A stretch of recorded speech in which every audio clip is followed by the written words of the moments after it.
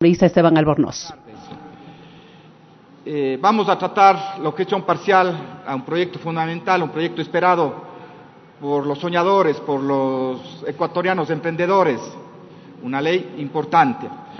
La objeción parcial a esta ley, que debo comentarles, esta objeción parcial llegó el último día del plazo establecido en la ley por parte del Ejecutivo. Cuando hablamos de emprendimiento, pues creo que es importante parafrasear una frase de Yoda: hacer o no hacer, no sirve intentar, solo hacer. Y eso queremos hacer el día de hoy para darle una respuesta y una ley a los soñadores, a los emprendedores que creen en el Ecuador de las oportunidades. Cuando recibimos la objeción parcial del Ejecutivo, 73 objeciones de un proyecto con los artículos reformatorios de 185 artículos, pues sí nos llamó la atención porque este proyecto fue construido en forma amplia, fue construido revisando proyectos y leyes que han tenido éxito en otros países. Es por eso que me voy a tomar unos pocos minutos recordando todo el proceso para aprobar el proyecto de ley. Yo también aspiro, este momento, en mi intervención, a hacer algunas reflexiones, no exactamente relacionadas con el proyecto de ley del emprendimiento y la innovación, sí reflexionar sobre el rol de los legisladores al construir las leyes relacionadas con la objeción parcial o los vetos que envía el Ejecutivo. Reflexiones que creo que son oportunas y necesarias, pues hemos evidenciado dificultades y problemas luego de construir una ley con relación a las objeciones que envía el Ejecutivo. La ley fue presentada por el asambleísta César Ron y Esteban Albornoz en diciembre del año 2018, es decir, tenemos más de un año tramitando formalmente la ley, porque obviamente para presentar el proyecto de ley, los asambleístas, autores de este proyecto de ley, pues trabajamos al menos 8 meses para construir una ley, para analizar y estudiar otros proyectos exitosos, conocer la realidad del país, conocer informaciones y análisis que han hecho instituciones que están vinculadas con el emprendimiento y la innovación aquí en el país. Pero además, este proyecto de ley pues se nutrió con otros proyectos de ley que existían ya en el Parlamento Nacional. Me refiero a 2 proyectos presentados por la asambleísta Mae Montaño, a un proyecto presentado por el ex asambleísta César Viteri y finalmente por un proyecto importante presentado por la asambleísta Lourdes Cuesta sobre las sociedades de acciones simplificadas. Estos proyectos fueron incorporados y fusionados para tener la ley del emprendimiento y la innovación que estamos debatiendo el día de hoy en su objeción parcial. Pero lo importante, ¿no es cierto?, este proyecto de ley unificó 6 proyectos que teníamos, como dije, en la comisión. Específicamente fueron 16 sesiones de la comisión tratando este proyecto de ley, 30 comisiones generales, 8 eventos en territorio, 2 en Quito, en Guayaquil, en Santo Domingo, en Cuenca, en Ibarra, en Napo, en Loja. Recibimos 104 observaciones de los asambleístas, de ustedes, compañeros y colegas legisladores, 31 observaciones de actores públicos y privados por escrito, además de sus comparecencias. Actores públicos que presentaron el proyecto de ley y observaciones, pues estuvieron los diferentes ministerios, las diferentes instituciones que aportaron con relación a este proyecto. De hecho, que recibimos aportes del señor vicepresidente de la República, del Servicio Nacional de Derechos Intelectuales, del Ministerio de la Producción, del Ministerio de Finanzas, de la Secretaría Técnica de Juventudes, del Ministerio de Turismo, de la Superintendencia de Compañías, de la Superintendencia de Bancos, del Ministerio de Economía y Finanzas, de la Secretaría de Educación Superior, Ciencia y Tecnología, de Ban Ecuador, de CERCOF, del SRI, de la Superintendencia de Bancos, como dije en su momento.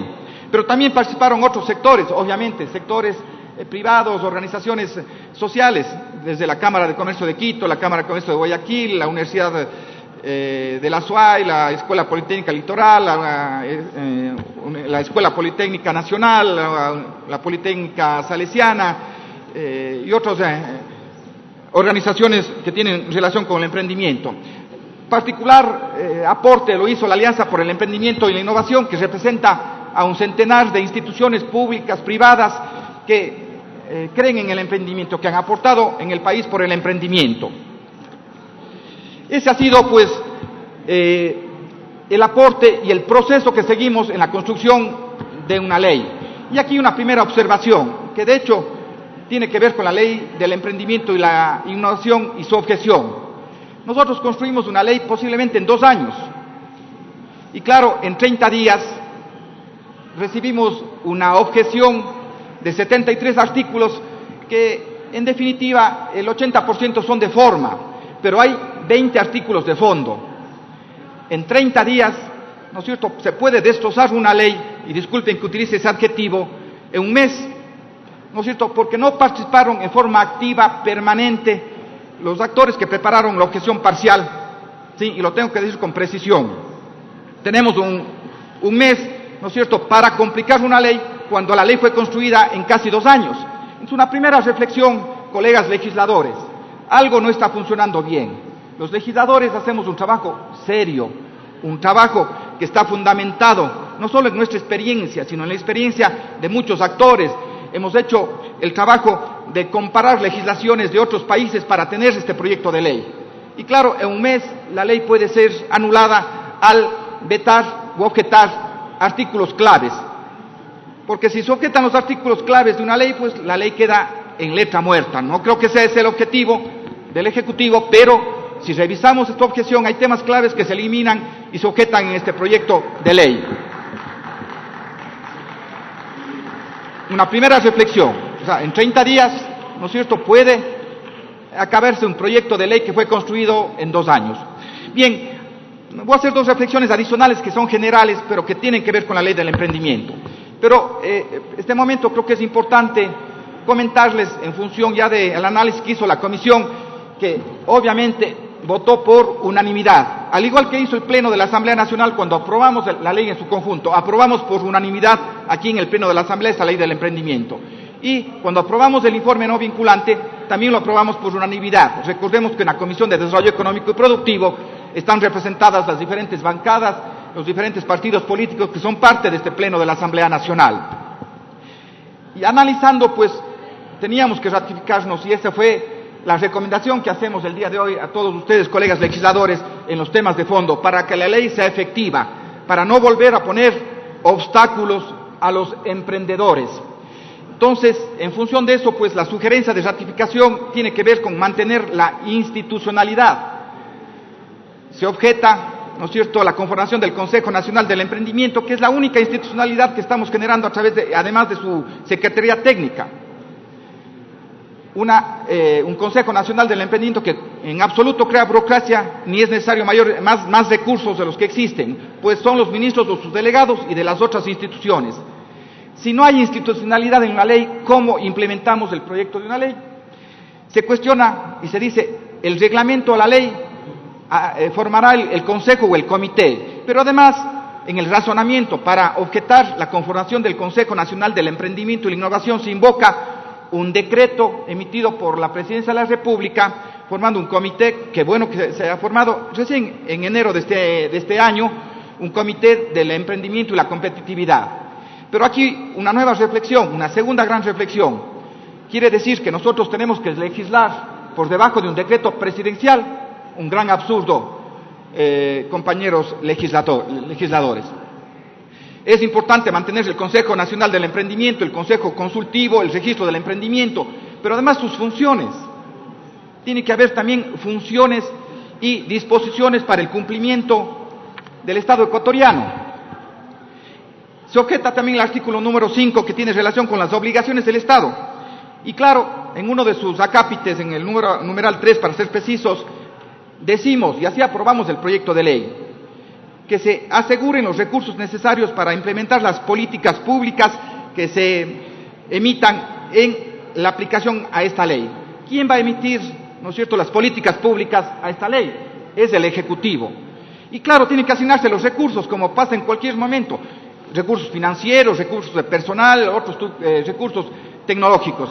Pero dicen que al poner este numeral en las atribuciones del Estado ecuatoriano, nosotros estamos asignando recursos financieros y obviamente eso puede considerarse hasta inconstitucional.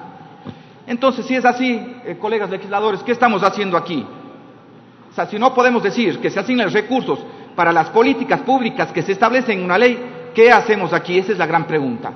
No, señores, y tenemos que decir en voz alta, nosotros tenemos facultades para establecer políticas en una ley, políticas públicas que tienen que cumplir el Ejecutivo, las otras funciones del Estado. Tenemos facultades implícitas que nos da la Constitución. Todas las instituciones tienen facultades implícitas, la tiene el Ejecutivo, la tiene el ámbito legislativo, la tiene la función jurisdiccional, etcétera. Pero ¿quiénes tienen las facultades implícitas por lógica? Las facultades implícitas de forma natural, por antonomasia, es la función legislativa, porque nuestra Carta Constitucional, la Constitución del Estado, nos da la competencia de construir las leyes, y al construir las leyes nos da facultades implícitas. De hecho que también se objeta, y ahí voy a hablar de las facultades implícitas también que tenemos como asambleístas, que tenemos como institución, como Asamblea Nacional, también se objeta el por qué le ponemos un plazo al Ejecutivo para que se establezca el reglamento.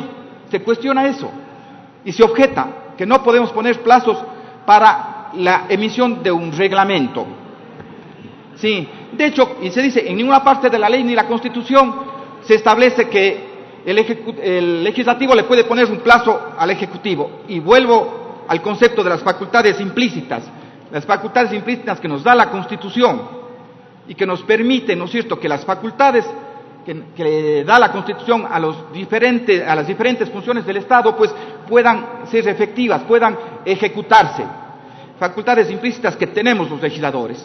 Por eso tenemos que decir en voz alta, sí tenemos la competencia de que se establezcan los recursos para el cumplimiento de la ley, para el cumplimiento de las políticas públicas que tiene que hacer el Ejecutivo. Facultades implícitas que nos permiten, ¿no es cierto?, legislar. Estos son los recursos constitucionales de orden natural y positivo que nos da la Constitución, y no solo aquí en la Asamblea ecuatoriana, sino a cualquier parlamento del mundo.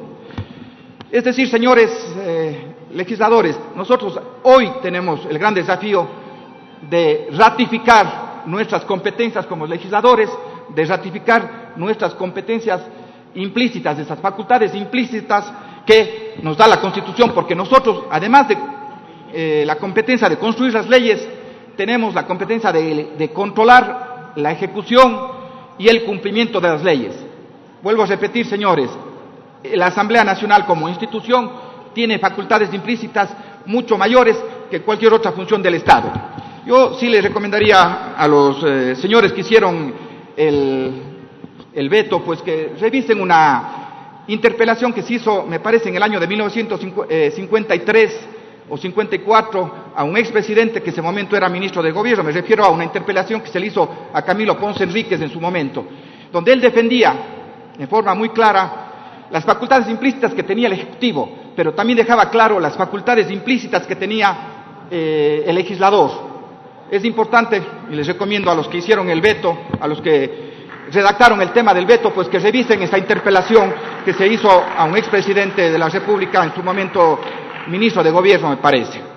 Bien, avanzando en el tema, pues creo que es importante también en estas ratificaciones conservar algunos temas importantes que en el ámbito legislativo pues desarrollamos.